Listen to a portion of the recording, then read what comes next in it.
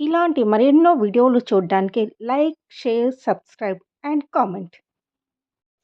ఈరోజు ఈ వీడియోలో వికనస మహర్షి జయంతి గురించి తెలుసుకుందాము. తిరుమలలో జరిగే నిత్య పూజలు, సేవలు, ఉత్సవాలు, దేవాలయ నిర్మాణం దగ్గర నుంచి విగ్రహం తయారీ, ప్రతిష్ట, అర్చన మొదలైన విధి విధానాలన్నీ వైఖానస ఆగమ శాస్త్రాన్ని అనుసరించి జరుగుతాయి. ఈ శాస్త్రాన్ని అందించిన వారు శ్రీ వికనస మహర్షి. ఆ వైఖాన మహర్షి జన్మదినమే వైఖాన జయంతి.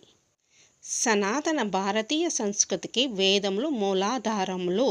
విలక్షణమైన సంస్కారవంతమైన భారతీయ వైదిక జీవన విధానానికి వేద ఉపదేశంలే పరమ ప్రమాణములు. ప్రాచీన కాలం నుండి వారసత్వంగా వస్తున్న ఉత్కృష్టమైన వేద విజ్ఞానమునకు దృశ్య రూపకాలుగా మన దేవాలయాలు భగవంతుడి ఆవాసాలుగా మానవాళికి ధర్మ, అర్థ, కామ మోక్షాలను ఆ క్రమంలో అందుకోగలిగే జీవన పదాన్ని ఉగ్గుపాలతో రంగరించి ఆధ్యాత్మిక చైతన్యంతో అందించే గొప్ప భూమికను పోషిస్తున్నాయి అనడంలో అతిశయోక్తి లేదు.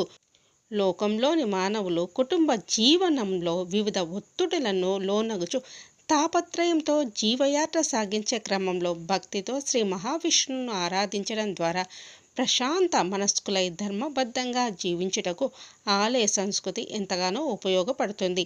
ఆలయ సంస్కృతిలో ప్రధాన భూమికను పోషించేది ఆగమ శాస్త్రాలు. ఈ ఆగమ శాస్త్రాల్లో శ్రీ విష్ణు ఆరాధన సమగ్రంగా అందించే శ్రీ వైఖానస ఆగమ శాస్త్రం శ్రీమన్నారాయణుని మానసపుత్రుడు భగవాన్ వికనో మునీంద్రులు.